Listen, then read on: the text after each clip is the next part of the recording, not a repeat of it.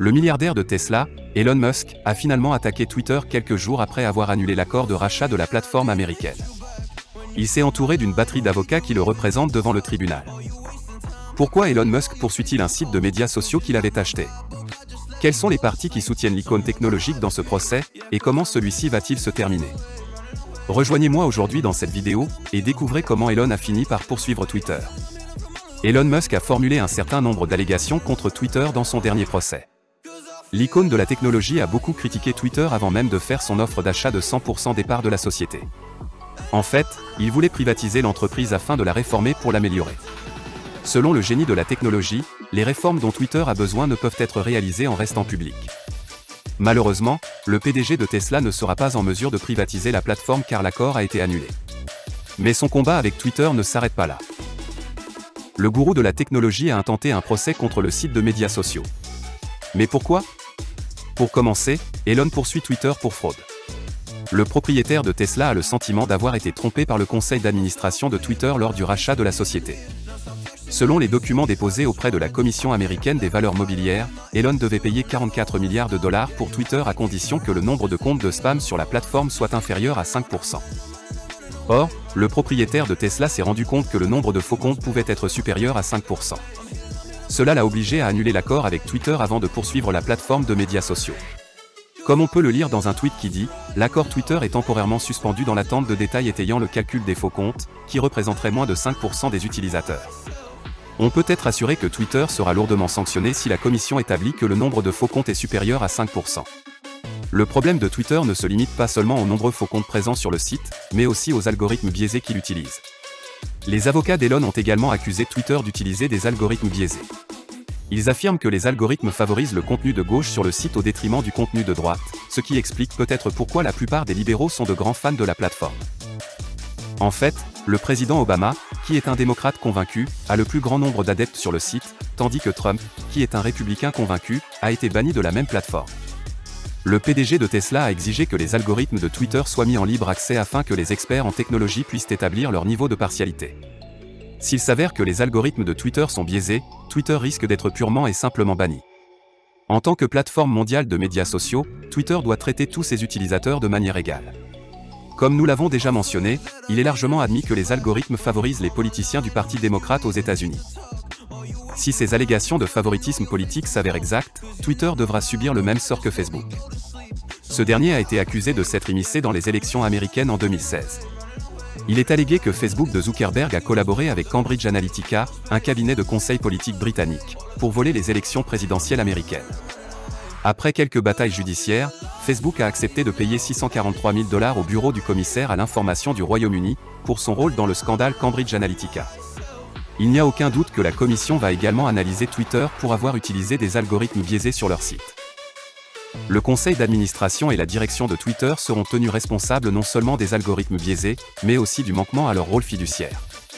Le PDG de Tesla poursuivra le conseil d'administration de Twitter pour avoir manqué à son rôle de fiduciaire. Dans le cas de Twitter, le conseil d'administration est censé agir dans le meilleur intérêt des actionnaires. L'équipe d'avocats d'Elon a démontré que la plupart des décisions prises par le conseil d'administration de Twitter ne sont pas dans le meilleur intérêt des actionnaires. Et par conséquent, les membres du conseil d'administration doivent être tenus responsables. Il l'a révélé dans un tweet, si le conseil d'administration actuel de Twitter prend des mesures contraires à l'intérêt des actionnaires, il manque à son devoir fiduciaire. La responsabilité qu'il assumerait ainsi serait titanesque et d'une grande ampleur. À cet égard, le conseil d'administration de Twitter devra payer une lourde amende, car il devra prendre en charge tous les frais juridiques encourus par le milliardaire de la technologie.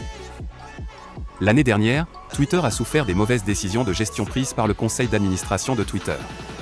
En conséquence, le cours de l'action Twitter a fortement baissé et atteint un plancher de 31 $. L'équipe d'Elon pense que les objectifs financiers et économiques du conseil d'administration de Twitter ne sont pas alignés sur ceux des actionnaires.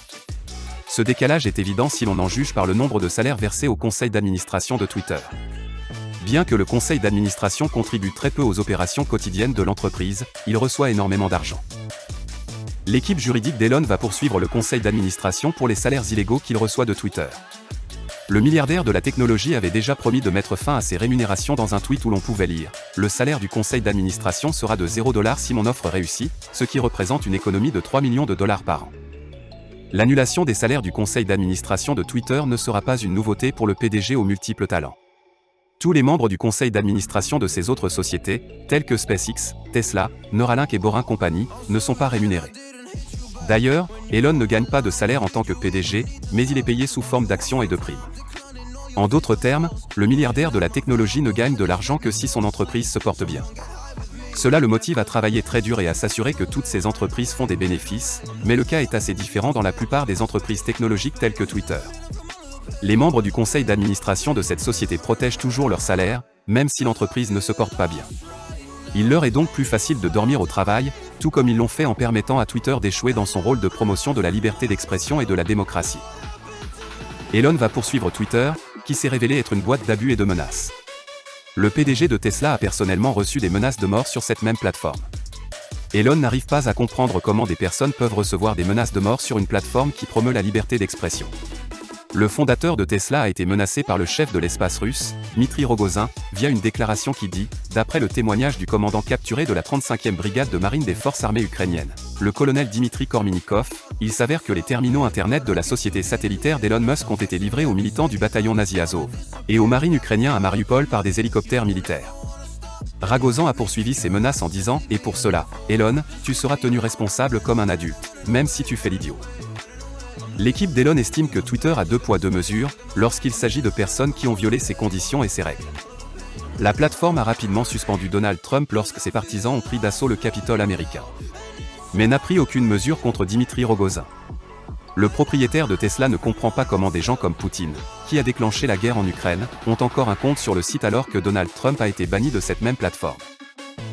L'équipe juridique d'Elon estime que Twitter a pour rôle de protéger son client contre toute forme de harcèlement ou d'intimidation lorsqu'il utilise son site de médias sociaux. Les grandes plateformes de médias sociaux telles que Twitter doivent trouver un critère pour s'assurer que le contenu publié sur leur site respecte les principes de la liberté d'expression. Si l'équipe de Twitter ne comprend pas ce que signifie la liberté d'expression, elle peut se référer au tweet d'Elon qui dit « Par liberté d'expression, j'entends simplement ce qui est conforme à la loi. Je suis contre la censure qui va bien au-delà de la loi. Si les gens veulent moins de liberté d'expression, ils demanderont au gouvernement d'adopter des lois à cet effet. Par conséquent, aller au-delà de la loi est contraire à la volonté du peuple. » Elon est convaincu que son procès contre Twitter sera un grand succès. Comme on peut le voir dans la vidéo, il porte des accusations très valables et factuelles contre le site de microblogging. Son équipe d'avocats est convaincue qu'elle gagnera le procès. Enfin, si vous voulez voir d'autres vidéos intéressantes, cliquez sur la vidéo ci-dessus.